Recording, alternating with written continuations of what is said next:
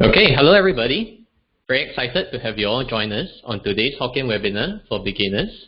My name is Eugene, so I just want to ensure once again that everyone can hear me. First things first, you can find a chat button at the top center of the screen, fifth button from the left.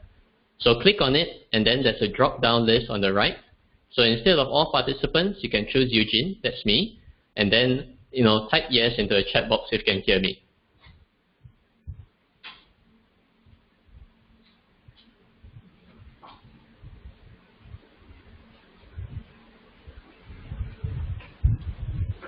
Alright, good. I see that Wenjin can hear me. Luan, May, thanks. AK, thanks. Hi, Stefan. Alright, hi, Aniano. Apologize if I pronounce your name wrongly. Hi, Sarah. Hi, Rosna. Great.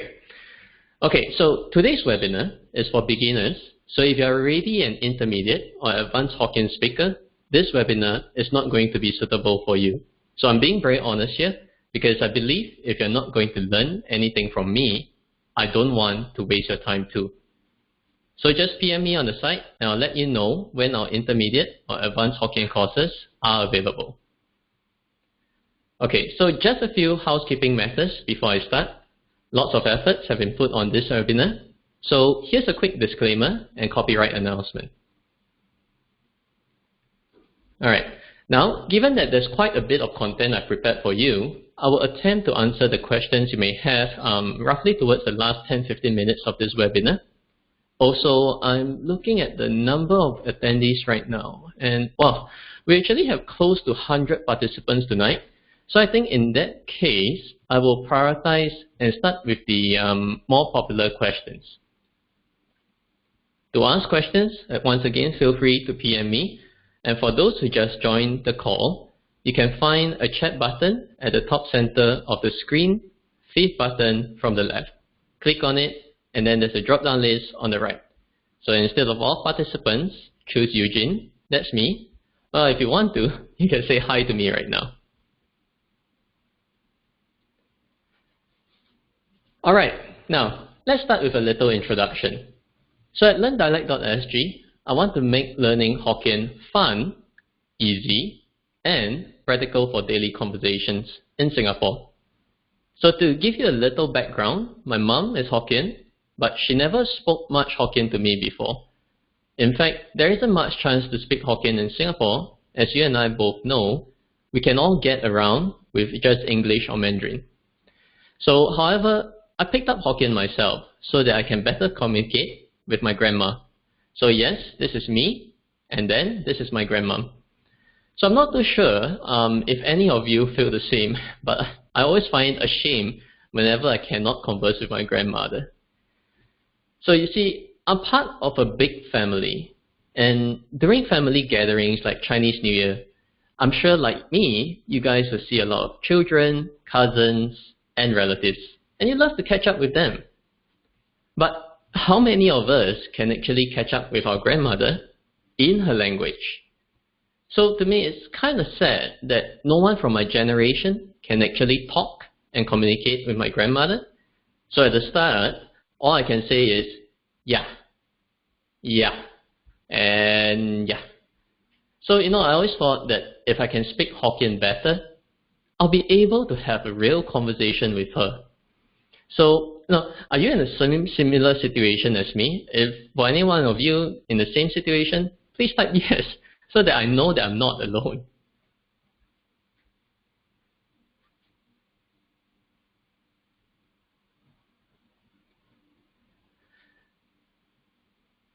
Thanks for the support, Sarah, Luther, Sue. So you see, I began to teach myself Hokkien from scratch. First, by buying books, then comes the language CDs, then watching videos, and even being thick-skinned enough in trying to get the uncles and aunties to teach me at kopitiams. So my point is this: I know the challenges, I know how confusing this language can be, and I know how easy it is to give up. And this is why I want to help you to speak Hokkien. I always believe in learning from people who have been there, done that, because the experiences become shortcuts. And here's how I can help you. I'm going to teach you Hokkien using a more lifestyle approach versus an academic approach. So what do I mean by this? Take this for example. The Chinese character in the center refers to me or myself. So have you ever noticed that in Singapore, many people tend to say it as wa. For example, wa kali kong, which means I tell you, or wa e, which means my. However, did you know that an academic pronunciation of me or myself in Hokkien is gua with a G, right? How many times have you then heard people using gua? So, of course, it's good to know the academic pronunciation. However, personally, I'll not be too caught up with this at this point in time. Instead, for beginners, my main goal is to help you speak Hokkien quickly, so that you can feel confident and comfortable to join conversations quickly. As such, I'll teach it as wa. Well, for the very reason that in Singapore, most people use wa. No awkward gua when everybody is using wa, right? Now, similarly, rather than using various romanization systems for Hokkien, for example, Pei Wei Ji, or Taiwan romanization systems, I encourage you to form your own phonics or spelling, so that you can make an association with these Hokkien words in the quickest way possible. So this will help to shortcut the learning process. But you know what? Let me just show you what I mean. Okay, so if you go to Google and you try to search for Pei Wei Ji,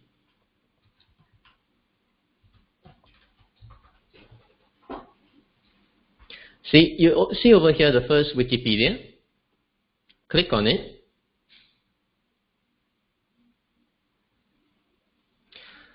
You know, Wikipedia has a very good background information on what Pei Wei Ji is, but you'll find that upon reading, it's actually quite an intense system to learn, especially for beginners. And to start using any system, you have to start with the alphabet, right? So if you scroll down all the way, that's a lot of information here, right? This is where the alphabet is, okay? So it's very unfamiliar to us. And because they do not contain certain letters such as D, F, V to Z. In addition, you find that, they tell you in what looks like a mathematical formula over here, right, that a syllabus in Hokkien requires an initial, a medial vowel, a nucleus, a stop, and a tone, right? So, and then the best part, items in parentheses indicate optional components. So if you want to use this system, you have to learn how to decipher all these things. And then you look down further the chart, right? There's things like voiceless, voice, bilabial, velar, glotter. Just as an example, you go to the initial CHAH, right? In the row over, you see that, they define CHH as a voiceless alveolar affricate, right? It refers to a class of sounds and not a single sound. Well, actually, what does all this mean? Doesn't it scare you off? Especially since you're just a beginner, right? So to reiterate, my teaching method here is not to confuse you with an intense system right at the start. I'm saying this because I learned from personal experience, the hard way. And I don't want you to waste time and effort like I did. For beginners, I feel it's very important to retain your interest for the language. Otherwise, it'll be too easy to give up. This is why, once again, I encourage you to form your own phonics or spelling. Okay, so to illustrate, I will use one of many Singaporeans' favorite pastime, eating. So no matter whether it's our efficient fast food, our quote-unquote, UNESCO famous chendol, or simply hearty char kway teow or prata, Chinese people tend to greet each other in Singapore by asking, have you eaten? So now let's try this. Eat in Hokkien is jia. Okay, let me repeat. Jia. Now write it down yourself. How would you spell it?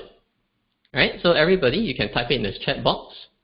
And once again, the chat box is the 5th button at the top.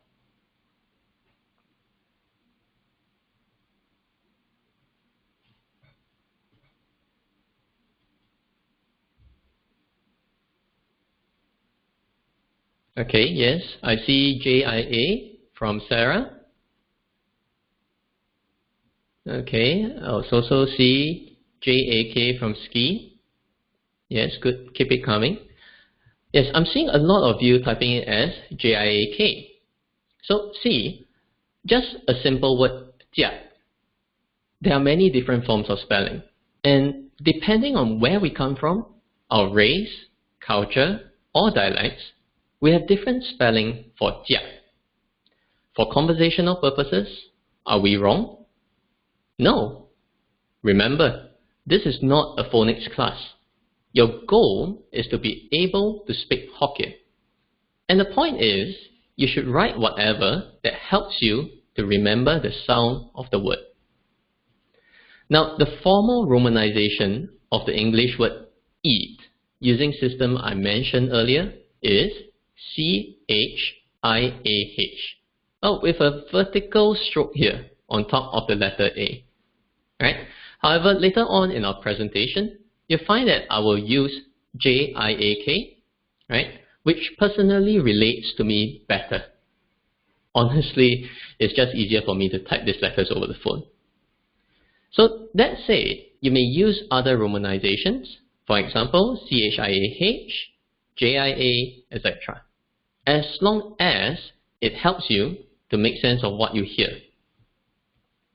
So here, I'll give you my very first tip of learning dialect. To maintain interest, keep learning easy at the start.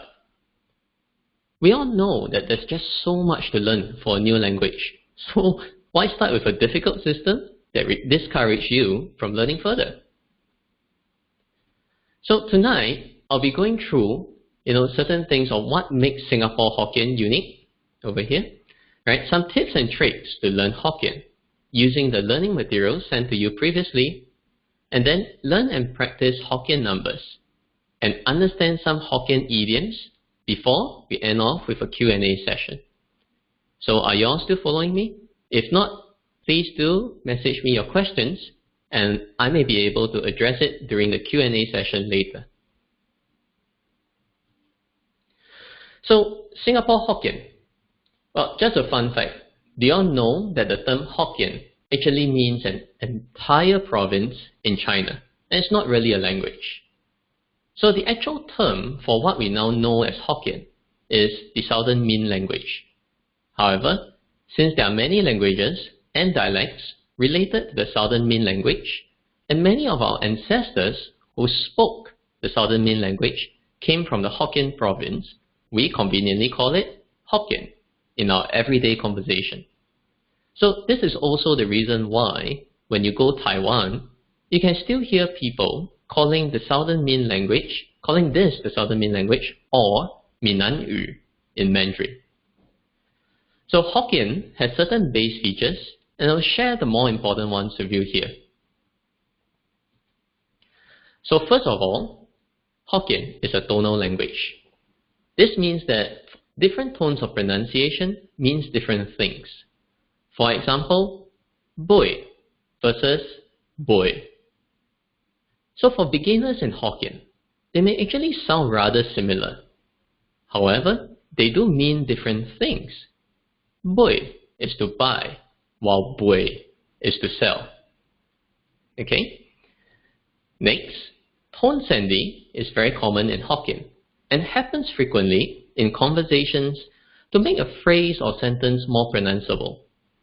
So what do I mean by tone sending?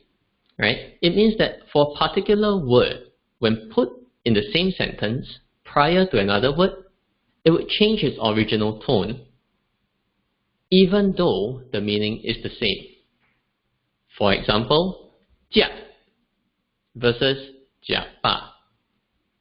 So jia means to eat, and jia ba literally translates into eat full or full from eating. So hear it again, 家 and 家. Do you hear the difference? So the term 家 highlighted in red is our version of romanizing the Hokkien expression of eat. The Chinese character used to represent eat is also highlighted in red. So while the word remains the same and means the same, you can actually hear that there's a difference in the tone precisely due to tone sandhi. So once again, 家 versus 家爸. Confused now? Okay. So imagine this, right? Your phone rings and you rush over to pick it up. So on the other side of the line, you hear a person laughing and then almost hang up immediately. Okay? So this happens many times. Okay? And finally, the caller calls again, you pick it up, and I'm guessing most of you would go, hello? I'm going to call the police. Or you may throw in more explicit words. But notice, how did your hello sound? Now, in a change of scenario, right, you receive a call from your loved ones. You're likely to pick up the phone and say, hello dear. So notice the difference?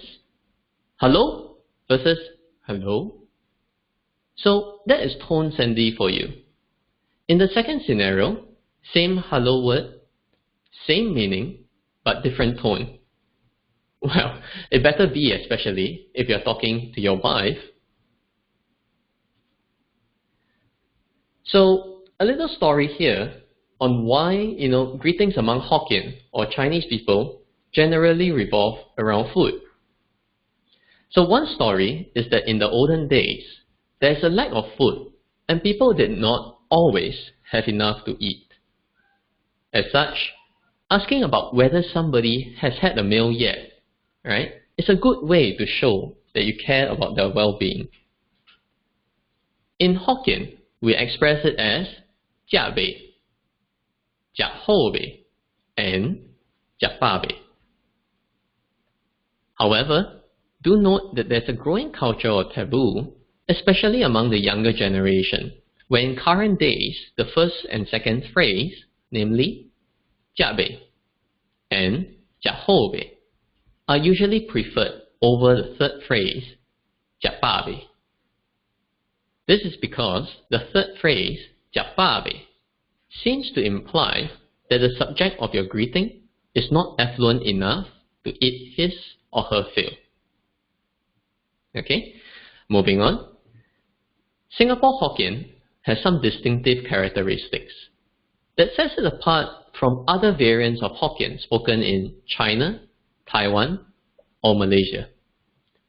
So while various words are commonly understood by Hokkien speakers in all countries, there are words that only Singaporeans have adapted due to our unique cultural and geographical location.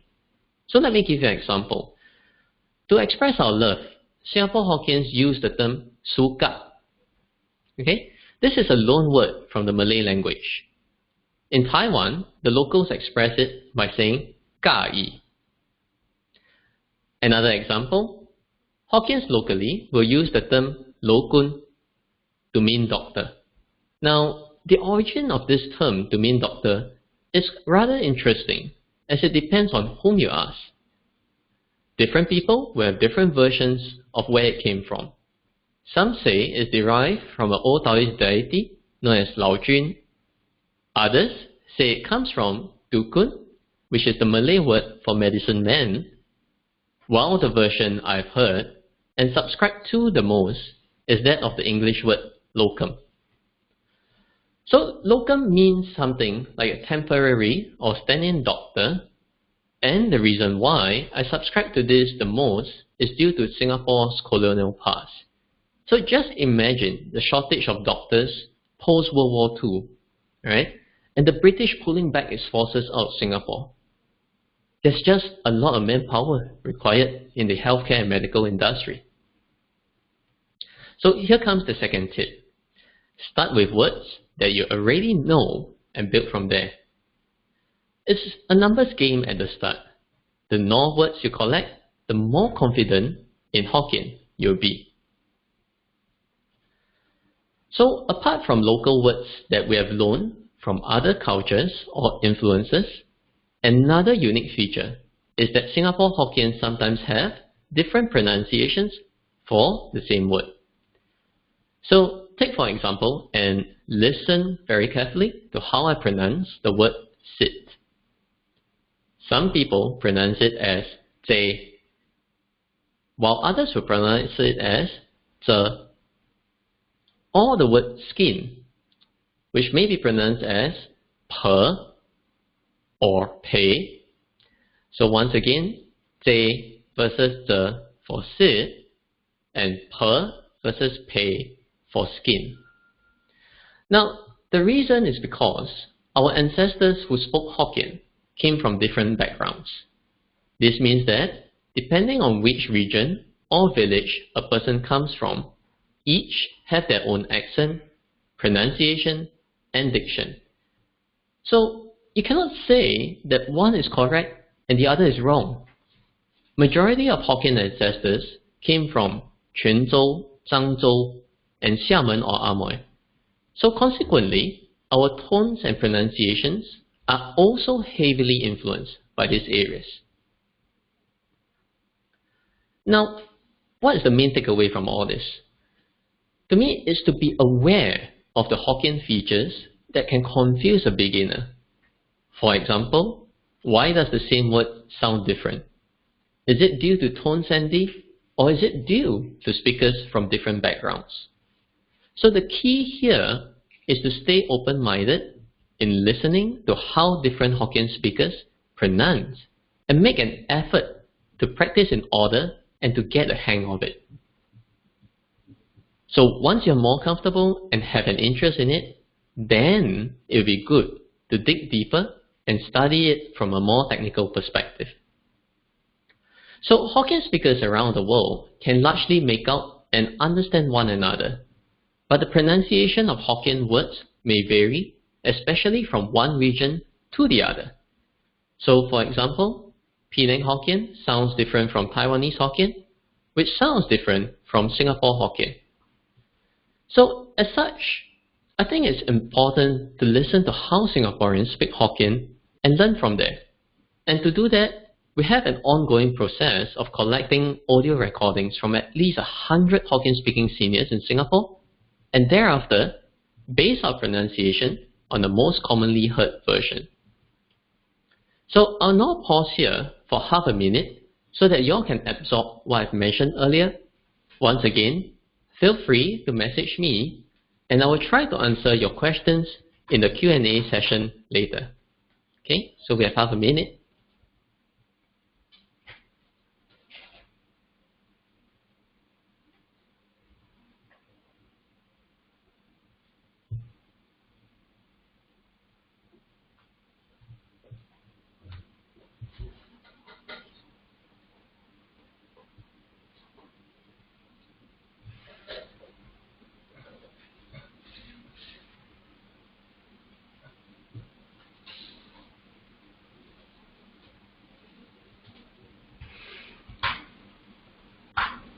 Okay, so thanks for all your questions. I will again attempt to answer them later at the Q&A session. Okay, so remember I mentioned that Singapore Hokkien is largely influenced by Quanzhou, Zhangzhou, and Xiamen. So each of these areas has 7 tones for pronouncing Hokkien.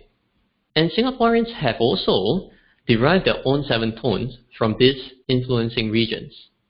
So does that mean that you have to learn 28 different tones to master Hokkien? Well, the answer is no. In fact, I'm going to teach you the next tip of the night to learn Hokkien using only 4 tones. Yes, you heard me right, 4 tones. So, do you go through the learning materials that I sent you prior to the webinar? So, message me and let me know in the chat.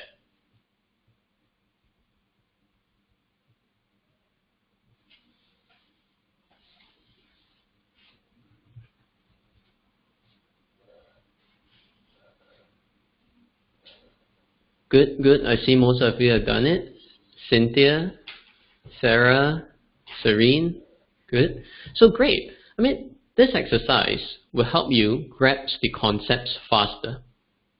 For Mandarin speakers, what I'll be going through next is something you're familiar with, but for non-Mandarin speakers, don't worry. Practice will make perfect. As I mentioned at the start, one of the base features of Hokkien is that it's a tonal language. So tones are important, if not critical to learning Hokkien. So to do this, our tip is to start off with the 4 tones of Mandarin Chinese. So I'm sure all of you have been to McDonald's, right? So just imagine one French fry and the McDonald's logo. This will help you remember the 4 tones of Mandarin Chinese.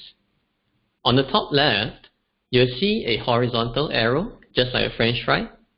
It represents the high and flat tone, known as the first tone. So using the letters A, H as an example, it sounds something like ah. Then imagine the French fry leading you to the letter M on McDonald's Golden Arches. So as you approach the first side of the letter M, you'll see the rising arch, and this is the second tone, also known as the rising tone. Once again, using AH as an example, it sounds like ah. Now, you reach the top of the letter M, and it goes down a valley before reaching the other peak of the letter M. This represents the third tone, first dropping, then rising. So it sounds like ah. Finally, you reach the last side of the letter M, and the tone drops down. So this is known as the fourth tone, and it sounds like ah. So there we go. We have the 4 tones of Mandarin Chinese. Ah, ah, ah, ah. So, however, for those of you who have been through the pre-webinar exercise, you realize that, this is not enough. There are just some words with tones that fall outside the 4 Mandarin tones. So, for example, the word si or yes in English. Now, don't be worried of this new tone. It's simply just adjusting the pitch of the first tone that you have learnt earlier. So both words are pronounced in a flat manner, and the only difference is that the first word on the left, si or yes, is lower in pitch, while the word on the right, si or poem, is higher in pitch. So in essence, this new tone is just a lower starting point for the 4 tones of Mandarin Chinese. As an example for si, okay, I can recreate the 4 tones of Mandarin Chinese, and it sounds something like that. Si, si, si, si. Versus poem, si, si, si, si. So let's do another example. In this case, the word on the left, xiu, or think, is lower in pitch, while the word on the right, xiu or hot, is higher in pitch. So similarly, if I recreate the 4 tones of Mandarin Chinese for xiu, it will sound something like xiu, xiu, xiu, xiu, versus xiu, xiu, xiu, xiu. Okay, so now that all of you are familiar with the tones, feel free to use it and label your own tones for the various Hokkien words that you come across. So in this webinar, we also promise you to cover the topic of numbers and the confusion that may arise from different versions of the numbers 1 and 2 being used. So here, on screen, you'll see Hokkien numerals with our suggested romanization and the Mandarin equivalent. I'll pronounce each number 2 times with a short pause between each number. And if you like, you can make use of this to practice the tones that we've just learned earlier. The first one, 0, in Hokkien is pronounced as kong, kong. First of 1 is pronounced as it, and then jit, Once again, it and jit. Second is pronounced as li, li, while 2 is pronounced as nung, nung. 3 is pronounced as sa, sa. 4 is pronounced as si, si.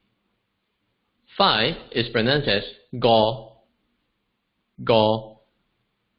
6 is pronounced as la, la. 7 is pronounced as chit, chit. 8 is pronounced as boy, boy. 9 is pronounced as gao, gao. And then 10 is pronounced as za, za. For 100, we say it as ba, ba. And then 1,000, it's ching, ching.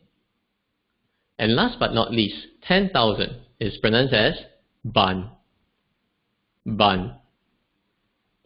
So for counting in general, the digit 1 is pronounced as jit in some situations and it in other situations. Likewise, this is the same for the digit 2, where it's pronounced as nung in some situations and li in other situations. So, what's a simple way to remember? So this is a table that I've drawn up to make remembering easier, so allow me to explain. For 0 to 10, it should be jit and nung. For numbers between 11 to 99, it will be it for the digits 1 and li for the digit 2. So for example, the digit 1 appear in 11, 21, so on and so forth, all the way to 91. So in the case of 11, it will be pronounced as zap it, okay, zap it, and not zap jit. Okay, notice here, zap it. For 21, it can be pronounced as li zap it versus li zap jit. I repeat, li zap it versus li zap jit. Likewise, the digit 2 appears in 12, 21, which we have already covered under the digit 1, 22, so on and so forth until 92. So for the number 12, it's pronounced as zap li versus zap nung, while the number 22 is pronounced as li zap li versus nung zap nung. Okay, so now where it gets interesting is that when you go above 100, in such scenarios, the simple way is just to think of how you'd say a number in English. For example, if we have the number 110, we will say that this number in English as 110. So in this case, the word 100 is behind the first one, and hence we pronounce in Hokkien as jit pa za. If the words 100 or 1000 appear behind the digit of 1 or 2, jit and nung will be used respectively, and to make it easier to refer, I've highlighted jit and nung in red for the examples that I'll be showing you. So if 100 or 1000 do not appear behind the digits of 1 or 2, then it and li will be used, and they will be in black bolded font. So to give further examples, how about the number 1100? So one way to express it in English is 1100. Okay? In this case, we find that the words 1000 and 100 appears behind what I term as quantifiers, the digits 1. Okay? So in this case, we find that we'll pronounce it as jit ching jit pa. Jit ching jit pa. The other way to express this number is 1001. And since the word 100 is absent from the second one, we express it in Hokkien as jit ching it. I repeat again, jit ching it. One final example, the number 2200. So if we express this as 2200, we observe that there are quantifiers behind both the 2, and hence it will be pronounced as 1200. However, if we express it as 2002, the second 2 does not have a quantifier behind it, and hence we pronounce it in Hokkien as 1000 So the above sums up the different ways to use it versus jit and li versus nung within the context only of general counting. So apart from general counting, there are also other contexts we would need to take note of. So when sequence matters, we generally use it. And you can understand it to mean first. For example, in a competition, we have the first, second, and third place. So in this case, we'll say the champion is They It, or number 1 in English. They refers to number, and it refers to 1. Finally, we often hear the digit 1 being referred to as yo. So this is usually done in the context of reading out numbers individually, especially in a long string of numbers. So for example, the telephone number 9118-8888 will pronounce it as Gao Yo Yo Boi, Boi Boi, Boi Boi. So when reading out numbers individually, the digit 1 can also be read as it. So if I were to say it as it, it will be pronounced or read as Gao It Boi, Boi Boi, Boi Boi. For the case of digit 2, we express it as li when sequence matters. Using the example of competition 1 is again, number 2 would be expressed as Te Li, where Te refers to number and Li refers to 2. Now, for reading out a telephone number, the digit 2 is also still read as li. Okay, believe most, if not all of you, should be familiar with this. We'll use this to practice reading the numbers, both individually and as a whole for some numbers. So, as a disclaimer, this is only for educational purposes, and if you decide to bet on a number thereafter, we wish you all the best, but I will not be liable for any of your losses. Of course, if you do strike and wish to donate to further the cause of spreading dialect, we can definitely work something out. Okay, now we'll practice using the top prizes as well as other numbers I've selected. These are highlighted in red. So, for the first prize, 2057, individually I'll pronounce it as Li Kong Go Chit. As a whole, I'll pronounce it as 2097. Second prize, 2916. Individually, I'll pronounce it as Li Gao Yo La. Li Gao Yo La. As a whole, I'll pronounce it as 2998. Third prize, 2195. Individually, I'll pronounce it as Li Yo Gao Go. As a whole, I'll pronounce it as 2790. For the starter prize, 5384, individually, I'll pronounce it as 5384. 5384. As a whole, I'll pronounce it as 5384.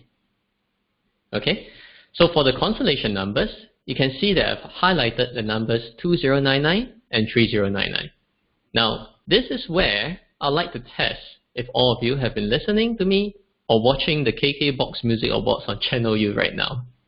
Okay, so if I round up 2099 to the nearest number, I will have 2100.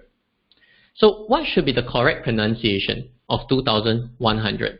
Is it A, Li Qing Jit Ba, B, Nung Qing Jit Ba, or C, Nung Qing It Ba? I'd like all of you to type it into the group chat now. Is it A, Li Qing Jit Ba, B, Nung Qing Jit Ba, or C 2100.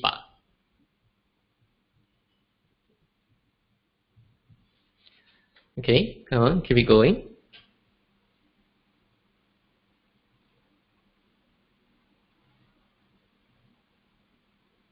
Good, good.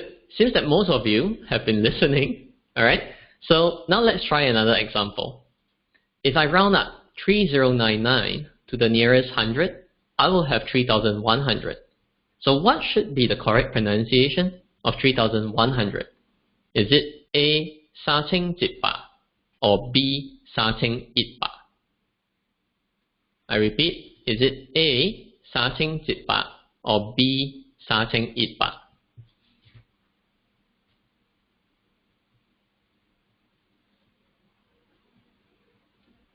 Very good, very good.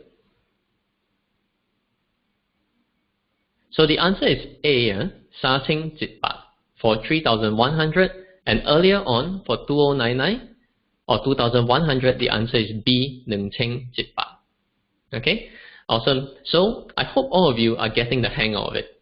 And are you still following me? Because I'll now pause here for half a minute so that you can absorb what I've mentioned earlier. Once again, feel free to PM me if you have any questions or via the group chat.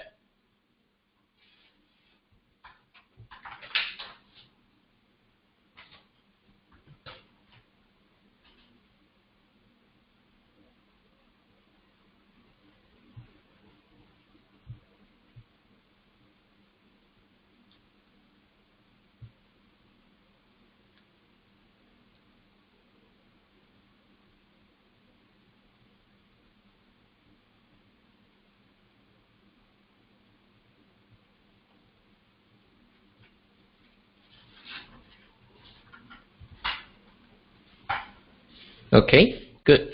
So let's get back, right? So did you know that there are actually some Hokkien slangs and phrases which have numbers involved? So here are 5 that we have identified. Starting with 1, we have 一人一半，感情袂散. So the first part, 一人一半, translates literally into one person, one half. And it's an indication of sharing half of something. The second part, 感情袂散, translates literally into relationship will not break apart and is seen as an outcome of sharing. So you can use this in situations where you want to share something of value with another person, and by sharing good things, the bond between the two will last. In daily conversations, an example would be, hey Justin, this char kway teow is really delicious. 一人一半，感情袂散, okay? Alright? So for 2, now this is something useful for the upcoming Chinese New Year celebrations. Li Gao Mi. Li Gao Mi, or the 29th night, is commonly treated as the Chinese New Year Eve, being the last day of the 12th lunar month. So Chinese New Year is coming soon. What are your plans for Li Gao Mi? Or perhaps at the market, you'll hear some aunties discussing, what they want to cook for Li Gao Mi. Hey, what are you cooking for Li Gao Mi? Steamboat. What fish are you buying? Good or not? Alright? So the use of this term may cause confusion, especially if the 12th lunar month has 30 days. So in such situations, people might say that Chinese New Year Eve is Sa Zap Mi, but cultural convention has always been treating it as Li Gao Mi, so do take note of this. Moving on to the next example, Sa Si. The literal translation is not 3, not 4. So in English, this can be understood to mean neither here nor there. It can be used on either something or can be used to refer to a person. So let me give you an example of using on something. He's really sloppy at work. A simple task can do until sa si. This is so frustrating. Or when using on a person, this person's character is so sa si. You better avoid shady characters like him. And for 5, we have 五點大架牛車鏈. I repeat, 五點大架牛車鏈. The direct translation means 5-cent coin is bigger than the ox-cart wheel. Oh, is that even possible? As such, this means that money is wrongly perceived by a person, especially a stingy person, to have a higher value than it truly does. So how do we use it in our daily conversations? Let me give you examples. You're trying your luck too much. How can you expect to buy a new TV with just $20? You must have thought that your go jam tua ke gu cha lian. Or, go jam tua ke gu cha lian. John gave me $5 and expect me to buy all these groceries for him. How is that possible? Okay. Last but not least, we have chit za put za. Chit za put za, which means too early in the morning. Chit, as we know, is 7. Put is 8. So za means morning. So do note that this idiom does not mean between 7 a.m. to 8 a.m. but could refer to an even earlier time. So let me give you an example of how this is usually used in Hokkien. I didn't sleep well at all. I slept only at 3 a.m. and chit za put za, my neighbor is already making a lot of noise. Or he's truly a workaholic. Chit za put za and he goes to work already. Okay? Once again, chit za put za. Okay, so before I take your questions today, many of you have asked me prior to the webinar whether there are physical lessons, and the answer is yes. We actually have a 2 half-day Hokkien workshop coming in just about 30 days time on the 2nd and the 9th of March. Both are Saturdays from 8:30 to 12:30 p.m. So now I'm going to copy this URL into the group chat, right? So that you can easily access it. And I'll also show you on how the page looks like.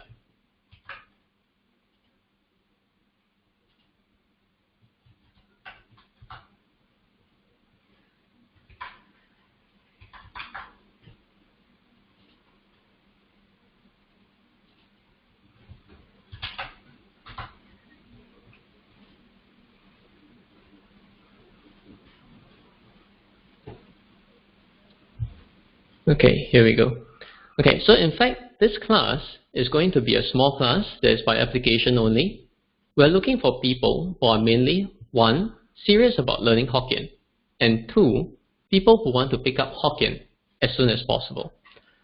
So in fact, if I want to teach you, I want to know you on a personal level. So tell me why you want to learn Hokkien, the topics that you're interested in, so that I can help you to achieve your goal within these 2 days. So how's that for a very focused and effective learning system? So let me tell you more now. Most Hokkien classes are regular classes and often taught in Mandarin. So our class is actually taught in English and you don't need any Mandarin background. Also, for typical Hokkien classes, you typically pay more than 250 and have probably 8 classes of 1 to 1.5 hours each. So I've attended some of this, and personally, I find that it doesn't work well for me. Because for me, I usually spend close to an hour traveling to the training location, attend class for an hour or so, and then take another hour to travel home. So that's 2 hours of traveling time for only 1 to 1.5 hours of learning. So in fact, my traveling time is in fact more than my lesson time. And this is why I prefer a more efficient workshop setting. And in this case, it's going to be 2 4-hour workshop. I want you to focus on learning as much as possible in the shortest time. There's also lots of activities for you to practice with fellow students. So you see, today's webinar is a good trial for you to see if you like my style of teaching. Just on the topics on numbers alone, you see that I love to share fun facts and make learning as practical as possible by sharing common phrases. So in terms of location, it will be less than 5 minutes walk from McPherson MRT station, and don't worry, you don't have to learn the hard way like me in an open air coffee shop, as it will be an air conditioned area. Okay? And those of you who want coffee, we can provide coffee, tea, and water. Alright? So how to sign up for it? Okay, so again, this is going to be a small class and it's by application only. I want the class to be more intimate instead of 40 to 50 students. So in this form, tell me more about yourself. For example, are you learning it for your grandmother too? Well, actually, we have a participant here tonight on the webinar that approached me to learn Hokkien as soon as possible so she can communicate with her grandma. She doesn't know how much time she has left with her grandmother and wanted to learn phrases so that she can understand her grandma and help in any little way she can. So this is just so touching. Reminds me of my grandma too. Well, just that she's no longer here. Well, anyway, back to the workshop. Are you learning Hokkien for work purposes? For example, I've taught a lot of healthcare professionals Hokkien, focusing on medical terms or patient assessments. Well, actually, anyone here in healthcare tonight or looking to work in the healthcare or medical industry? If so, type HC.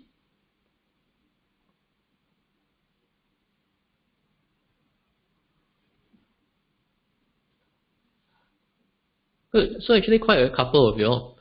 Right? So you see, during the application form, you can share with me what industry you're in so that if you're selected for the workshop, I know how I can structure the course to help you better.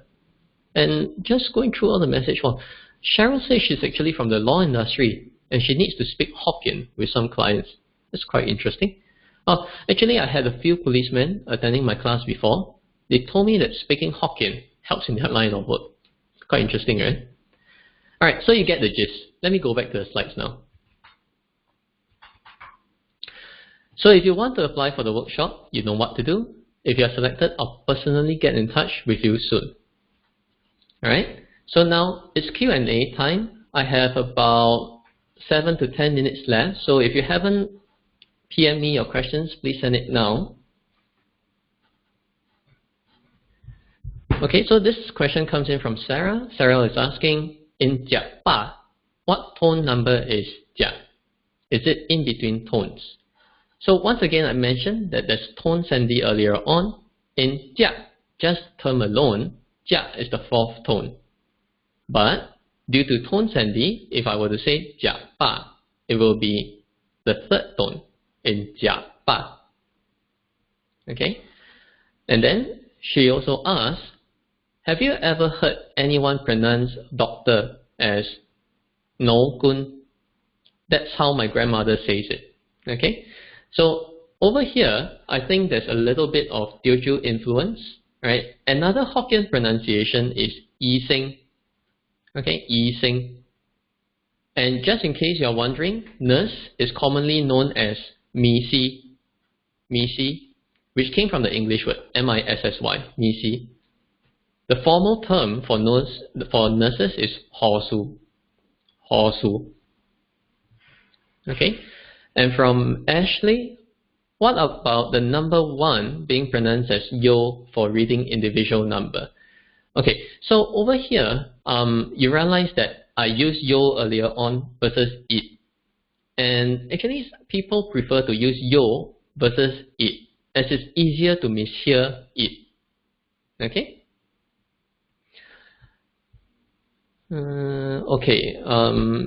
Another question, can we have this PowerPoint slide? So I'm glad you all find the slides useful. I'll see what I can do. So if anyone is interested, PM me your email address in case you enter the fake one. Okay. Yes, another more questions on numbers. This comes from Rosner. Okay, you teach number 2 as li, but I usually hear it as ji, which is right. And then I do hear people counting as it li sa si or yo li sa si. Okay, over here, I wouldn't say that any versions are incorrect. After all, the whole point is about communicating and getting the idea across that you are counting. The reason why there are different ways of pronouncing 1 and 2 is either due to context or whether these numbers are written or spoken. So in our case where we are talking about spoken Hokkien, jit and nung should be used.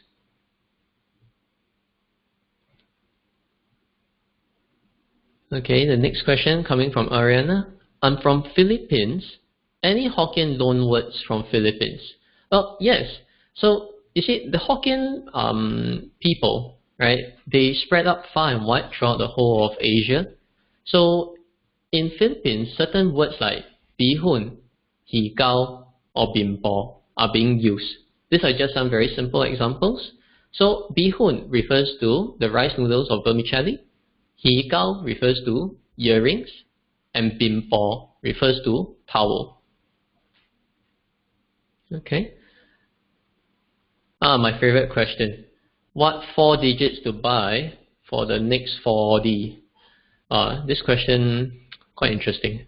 If you all have any idea, please feel free to share. Right? If I know what to buy for the next 4D, I wouldn't be here. Okay. Another question from Roger. What is bei? As in jia bei or jia ba bei?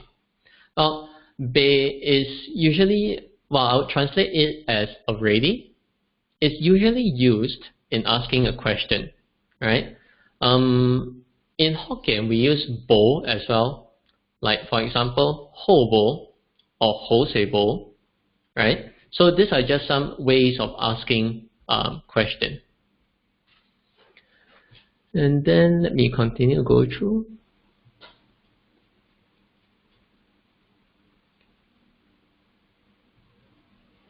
So, from Ashley, will there be Teochew and Cantonese webinars and workshops as well? Yep, we are working on it and will inform you as soon as possible. It will be after this Hokkien workshop in March. Okay. Another question coming in from Chris. Are you sure I don't need to learn Hokkien with formal romanization? Well, as a beginner, I would not suggest, but it really depends on your purpose. Okay, so Taiwan right now, they have set up formal schools, they even have TV channels trying to push Taiwan or Minanyu.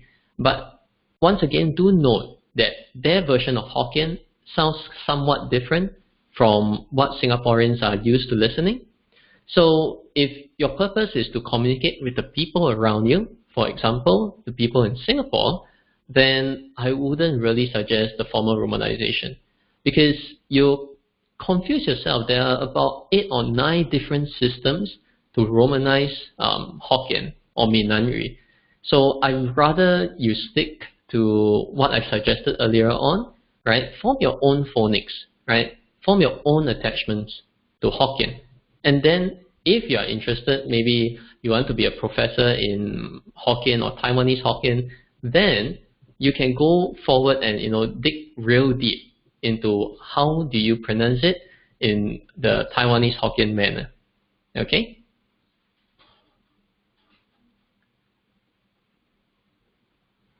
From Sarah. Since you're on the topic of counting, there's a local song called If I Were a Millionaire.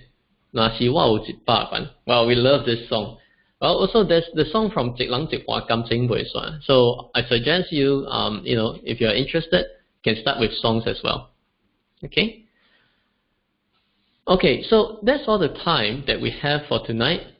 Thank you for all your questions. You can follow us on the Facebook and Instagram account for more information. And thank you so much for attending. I know it's late and many of us have to work early tomorrow. Since Chinese New Year is just around the corner, I wish you all the best for the Year of the Pig, and see you soon, and bye for now. Alright, thank you.